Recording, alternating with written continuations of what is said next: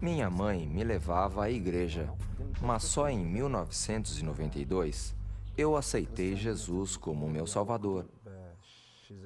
A situação atual é muito difícil, mas no passado não era tanto. As pressões que sofríamos vinham mais da família e da sociedade.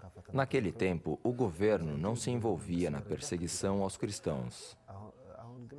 De lá para cá, ficou muito difícil, porque o governo disse o seguinte: precisamos tomar medidas contra a igreja neste país. A população, principalmente em sua porção mais ortodoxa, concordou com a decisão do governo.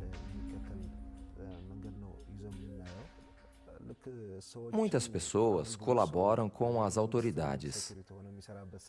Com certeza, se alguém por um momento abrir uma Bíblia num restaurante, será preso pelos agentes do governo e enfrentará muitas dificuldades na prisão. Será forçado a negar sua fé, será espancado, sofrerá vários tipos de tortura, e especialmente para os cristãos, não há julgamento, nem tribunal, apelos e coisas do tipo.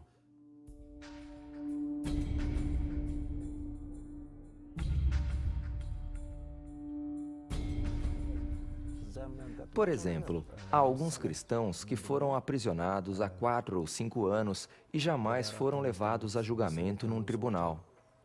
Em vez disso, as autoridades exigem que eles assinem documentos negando a fé.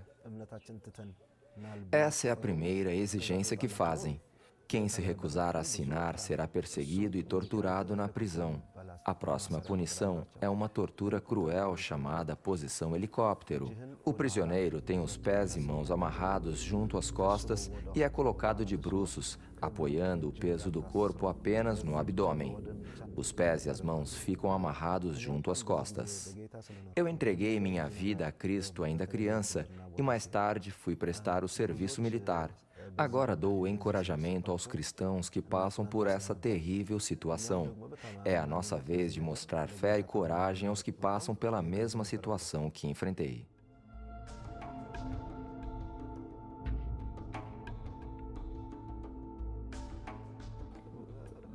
Eu não saberia dizer quantas vezes fui torturado desse jeito, mas me lembro que, durante cerca de 5 meses, me puseram numa solitária e me aplicaram diversos tipos de tortura. Formávamos um grupo naquela prisão. O plano do governo era extinguir e eliminar o cristianismo naquela área.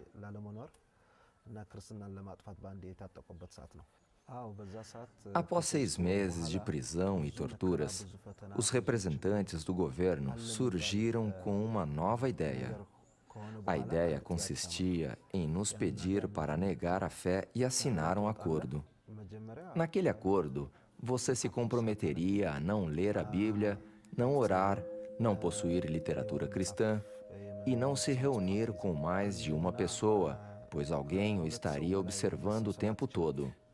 Quem concordasse em assinar seria posto em liberdade. Eles não se importavam em nos deixar naquela situação. Quem não assinasse o acordo seria mantido na prisão.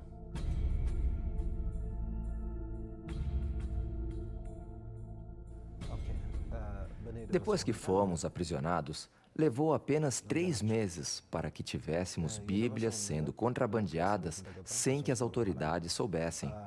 Separávamos as páginas da Bíblia em livros diferentes e distribuímos cada parte entre as celas.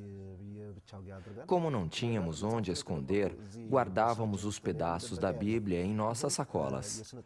4 cristãos foram escolhidos para cuidar da distribuição das partes da Bíblia entre os presos. Eu era um dos 4 escolhidos. Eu era responsável por coordenar a distribuição. Como não havia papel, eu usava papel higiênico para copiar as escrituras à mão e distribuir. Quando os agentes do governo revistaram as celas, encontraram os trechos da Bíblia que eu havia fornecido. Interrogados sobre quem havia fornecido aquilo, falaram: foi Gideão que entregou. Me castigaram com outra forma de tortura. Me arrastaram de bruços no chão aquecido pelo sol escaldante e, como resultado, minhas mãos, braços e barriga ficaram em carne viva. Essa foi a pior tortura. Depois me jogaram numa cela de apenas 1 metro por 1,80. 2 meses depois, o comandante daquela região fez uma visita. Disseram a ele: "Este é Gideão." Então eles perguntaram se eu iria negar minha fé ou não. Eu disse: "Não negarei." Por causa da segurança que o Espírito Santo me dava, eu estava disposto a enfrentar qualquer coisa.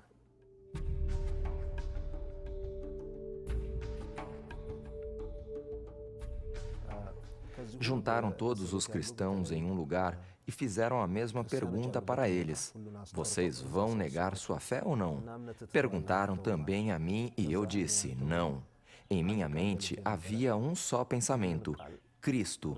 Para mim, o viver é Cristo.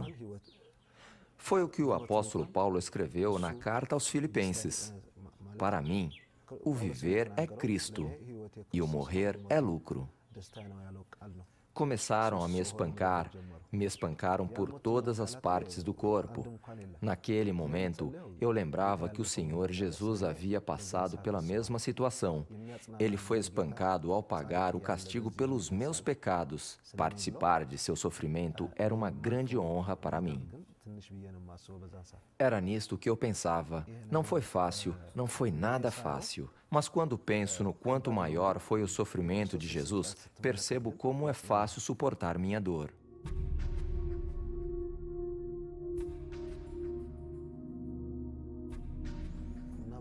Depois de me espancar, foram embora pensando que eu estava quase morto. Me lembro de ter orado em voz baixa: "Senhor, perdoa esses homens. Eles não compreendem o que estão fazendo. Eu entrego minha alma para descansar em tuas mãos." Amarraram minhas mãos e me jogaram de novo naquela pequena cela. Eles fizeram tudo isso pensando em ensinar uma lição aos outros, para forçá-los a assinar o acordo. Esse era o motivo de fazerem tudo isso na presença dos outros prisioneiros. Para mim, o espancamento não foi o mais difícil, mas a permanência naquela cela minúscula era quase insuportável. Não havia tratamento médico, todas as partes do meu corpo doíam e eu não conseguia deitar no chão para dormir. Pedi medicamentos, mas eles recusaram. Eu não tinha nenhum osso quebrado, mas todas as partes do corpo estavam doloridas. Depois de 2 semanas, minhas pernas começaram a doer muito e feridas se abriram. Então fiz uma oração. Eu disse: "Senhor, Tu és o médico dos médicos. Cura-me."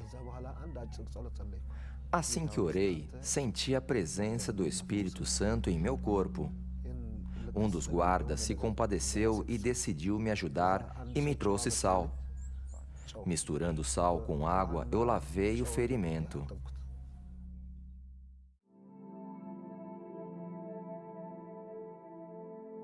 Permaneci por mais 2 meses naquela pequena cela. No 4º mês, me transferiram para outro lugar. Naquela ocasião, um dos meus agressores me perguntou: "Por que você passou por tudo isso? Por que enfrentar uma situação dessas? Por que tanta determinação? Por que não nega sua fé e leva uma vida tranquila?" Eu respondi: "Estou pagando um preço não só pela minha fé, mas pela liberdade neste país. Para mim, a palavra de Deus é vida."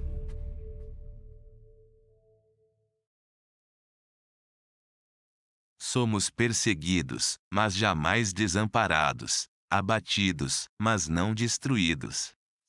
Segundo aos Coríntios capítulo 4, versículo 9.